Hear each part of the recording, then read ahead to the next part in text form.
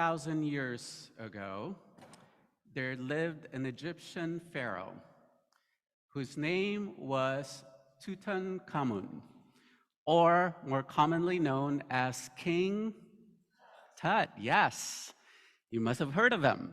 But for a very, very long time, as in for 3,000 years practically, no one had heard of this boy king who ascended to the throne at the age of 9 and died 10 years later at the age of 18 or 19. And the reason why many had not heard about him was because his tomb was not discovered until 1922. Now, what we know about Egyptian pharaohs is that they are usually buried with their possessions and their treasures, meaning that it's very tempting for people to rob their graves and their tombs, right? And in the case of King Tut, there were actually over 5,000 artifacts and treasures that were found along with his mummy and his tomb. So you may be asking the question of why then have they not discovered his tomb until 1922? And archaeologists have several guesses as to why that is the case. The first one is that his death was so unexpected that they actually substituted a different tomb for him that was not as big as all the other pharaohs' tombs, because they just did not have time to build a big enough tomb for him. So that must have been part of the reason why people never would have thought to dig in that smaller tomb. Another reason might have been that there was a block to the entrance of the tomb, meaning one of the workers' houses was actually built right in front of the entrance to the tomb. So that's another theory. A third theory is that the pharaohs who followed King Tut did not want him to be remembered, and so they did everything in their power to erase his name from history, including tearing down the statues that were erected in commemoration of King Tut and his legacy and his kingdom, right? And so that was the one that intrigued me the most. Because when I went to visit Egypt in 2019, I did go visit King Tut's tomb.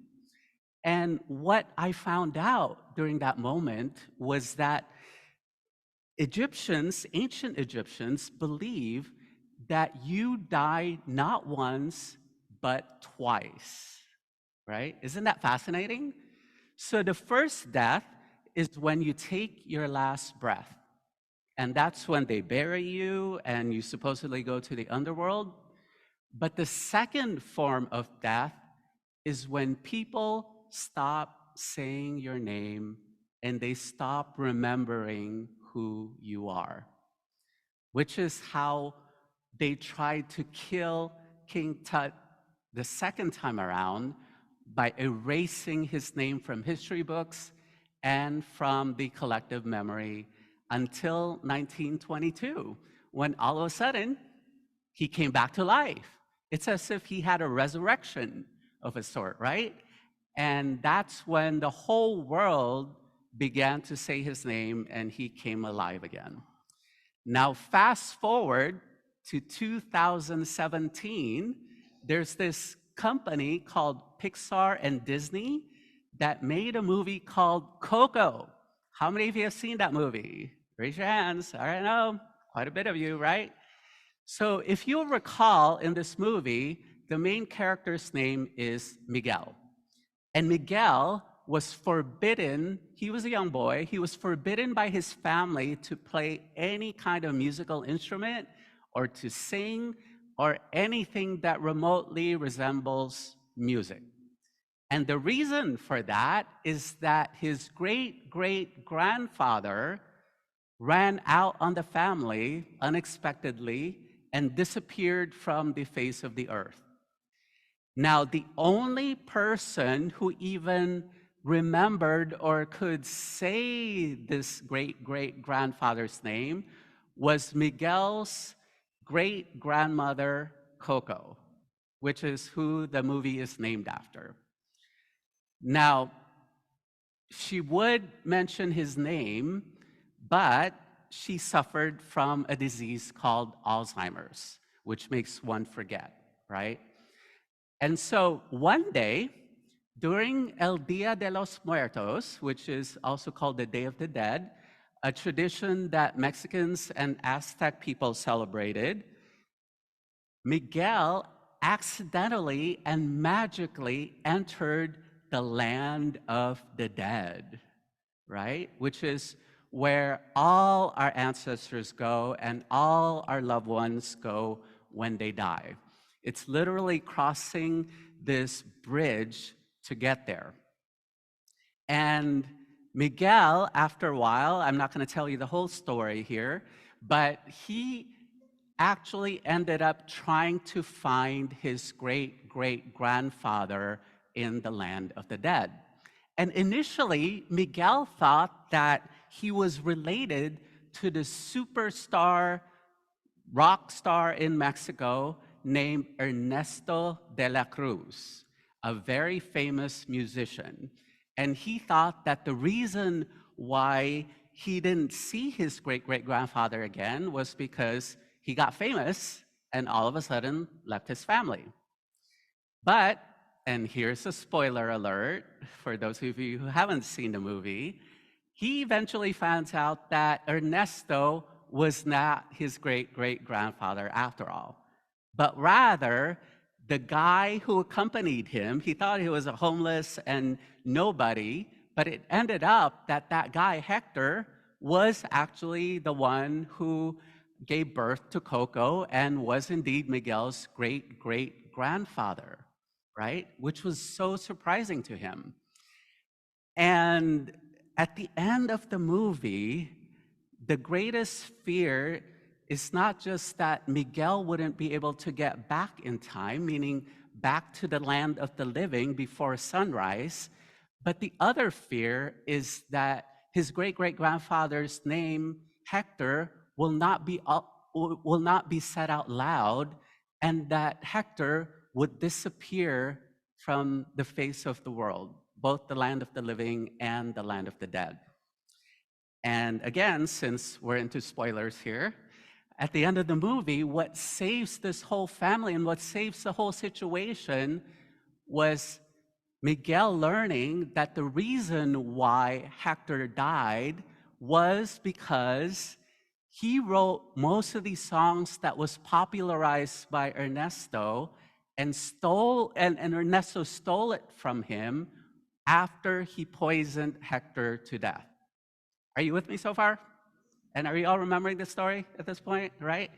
So how to save the day, how to make everything right? Miguel ends up learning the song that Hector used to sing to Coco.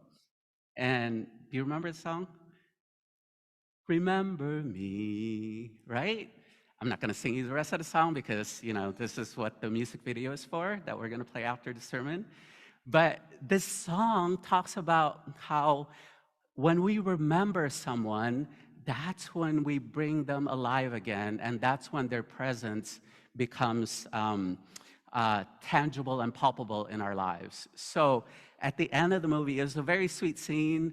No matter how many times I watch it, I keep crying at the end of this movie, right? Because Miguel sings it to Coco, and that's how Coco remembers who her papa was, and that's how they are able to bring the picture back to the ofrenda and make Hector kind of come back to life again. Now, you may be asking, what the heck is an ofrenda, right? So an ofrenda is basically like an altar, kind of like where we have the chalice right now, and it's usually in people's homes. So it's not just in churches or houses of worship, but it's in a home, and usually put up a picture of a dead loved one to remember them and to honor them. Now, I remember growing up as a child when I would visit my grandmother and her house, there was an altar, or, I guess in Spanish that would be called an ofrenda, sitting right there as you enter the house. And in it was a picture of my grandfather. And it's in black and white. This is how old I am, right? And the picture depicted my grandfather, who was bald. And I remember being scared looking at that picture because it seems like his eyes followed me around wherever I was, and was watching me and making sure I wasn't a naughty kid, right? And but not only that, what scared me the most is that I was afraid that when I got older like him, I would become bald. So that was the scariest part of all, because they do say that you get your baldness from your maternal grandfather, right?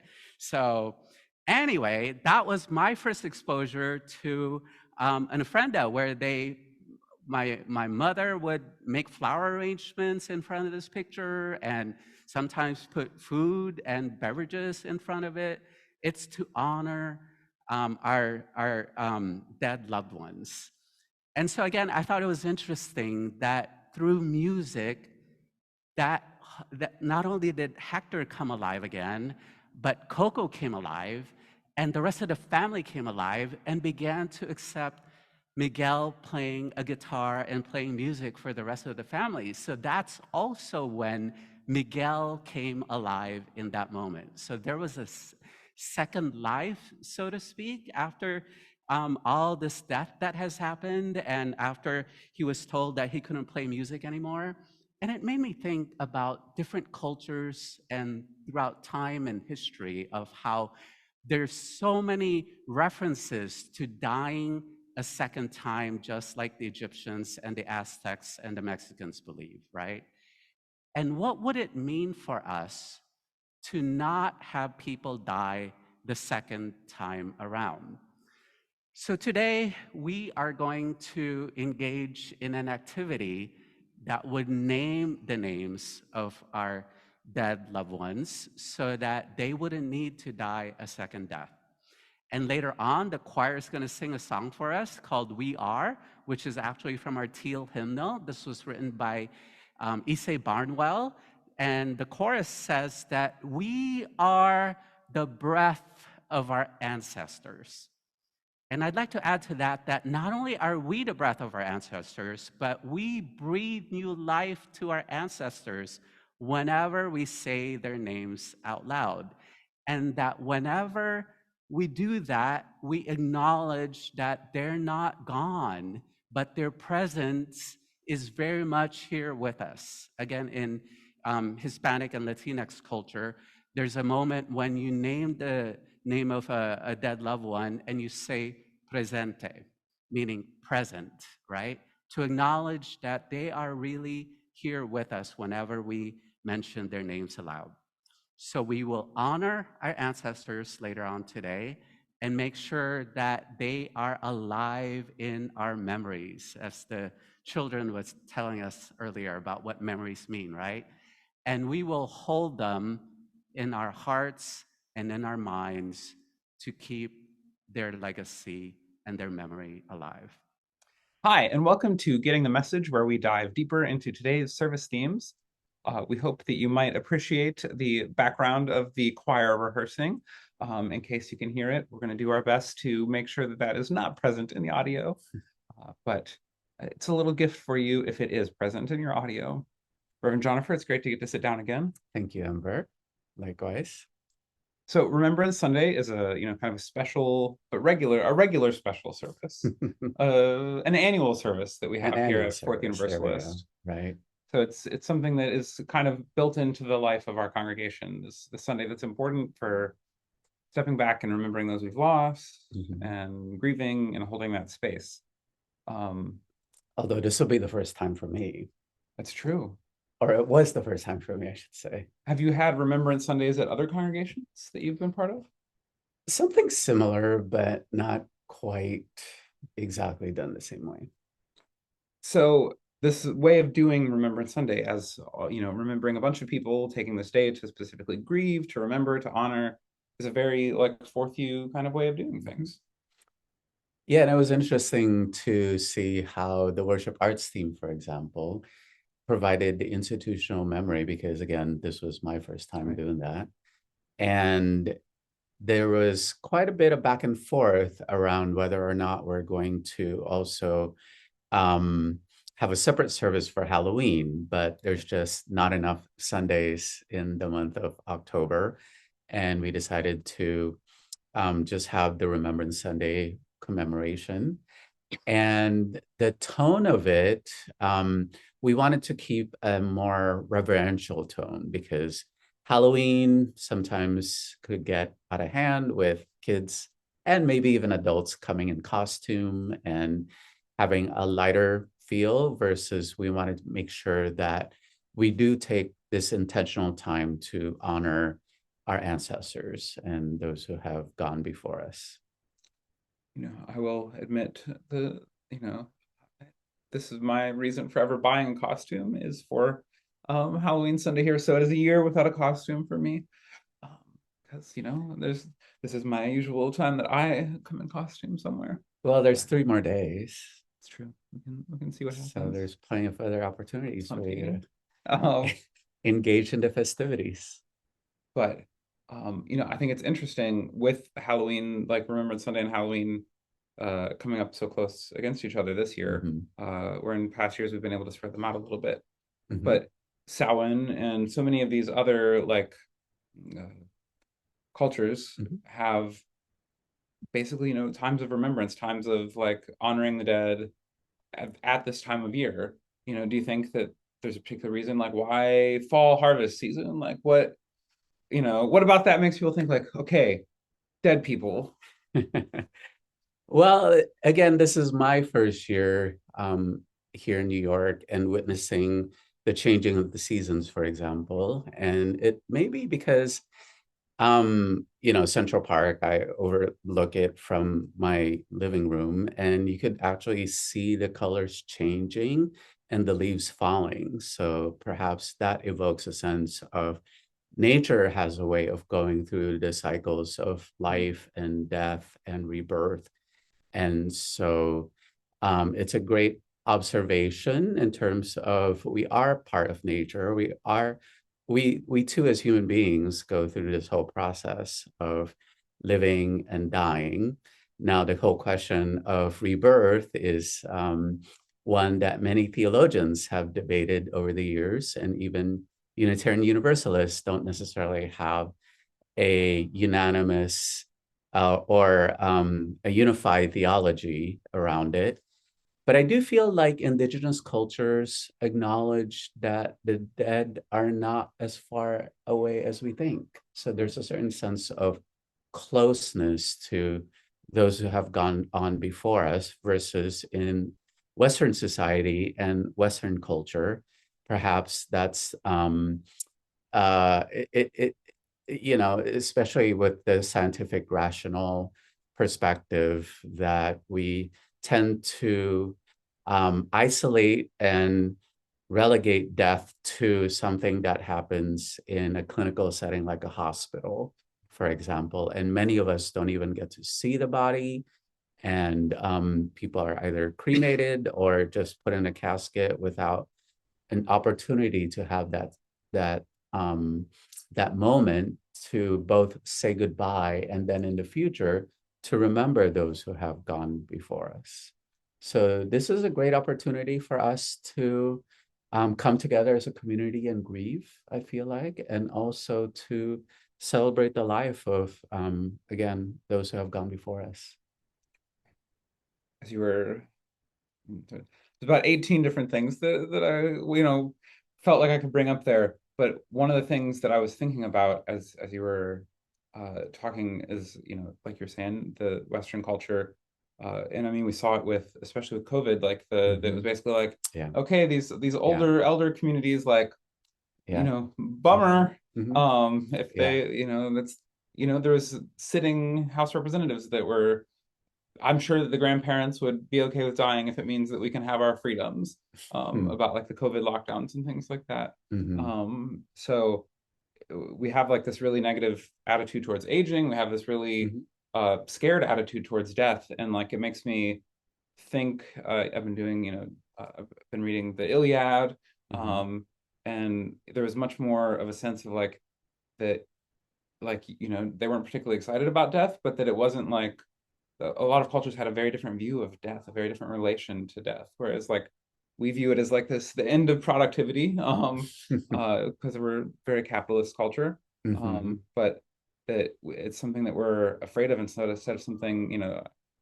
that could be seen as like, wow, we've lived like this really amazing life, or there's other ways to view death. I guess I should.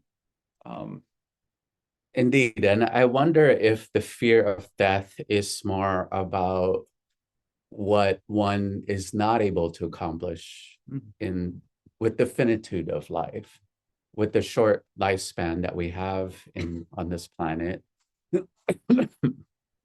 I wonder if there's a sense of regret, perhaps, that, in some ways we spent too many years on our misspent youth, sometimes, as we say, or that we haven't accomplished the amount of greatness that society expects of us. Again, whatever that means in this Western hustle and bustle kind of lifestyle that we have, right? And again, the finitude of it, to say that the moment we die, that's it, is in some ways what the two stories I mentioned during the sermon is challenging. Is there a second form of death that we go through, perhaps, according to ancient Egyptian cosmology and belief systems, as well as the Mexican Aztec heritage that is played out every year with El Dia de los Muertos? There's so many different ways of looking at this that would take the fear out of death, like you were saying earlier. Yeah, so I think that we have this really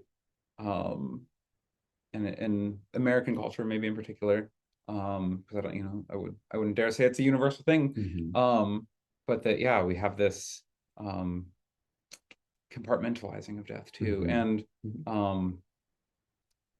especially with the Protestant heritage of the United States, where it was kind of down with tradition, which was a very fair, like, but one of the things that when I interacted with Catholic theology a lot, that I really liked was that tradition was democracy of the dead, that it was giving voice to those who had come before us, and hearing what they had to say and how they saw it and what they understood. And I don't think that means letting those traditions run forever and ever and ever and always never change. But I think that there is, we fear things becoming tradition or ritual in the United States, because we want like always new, always changing, and sometimes there is something powerful about ritual or tradition that connects us to our ancestors that came before us. Indeed. And again, my seminary professor, Marjorie Suhaki, said that traditions live in and through its own creative transformation. And even Catholic theology has changed over the years. Is there such a thing as purgatory or not? Or where do people go if they haven't had a chance to ask for absolution and forgiveness, right? And even our Universalist heritage talks about this whole idea of they didn't really call it purgatory, but a period of restoration. So this was the good old restoration controversy during the 19th century, right? A universalist form of cleansing oneself and sanctifying the spirit or the soul before it actually goes to heaven, if heaven is a location. And again, that theology has evolved over the years as well. So it's interesting how the more we learn and the more we experience things, our views about life and death also evolves. Reverend Jonipher, thanks for sitting down and talking about death with me today. And thank you for Thank you, Amber. thank It you sounds for like such a somber and right. morbid topic, doesn't it? I mean, I, however, am excited that it is a multi-gen service, so I get to actually hear it presented in person. You get to see a crack in that this is recorded beforehand today. Are we actually admitting that? Don't tell anybody. But it will be exciting to get to, Indeed. And it'll be exciting, the conversations that the parents hopefully will have with their kids about death and dying. It's going to be a good Sunday. Thank you, Indeed. Jonipher. Thank you to our listeners. Thank you for tuning in. We'll see you next See you week. next week.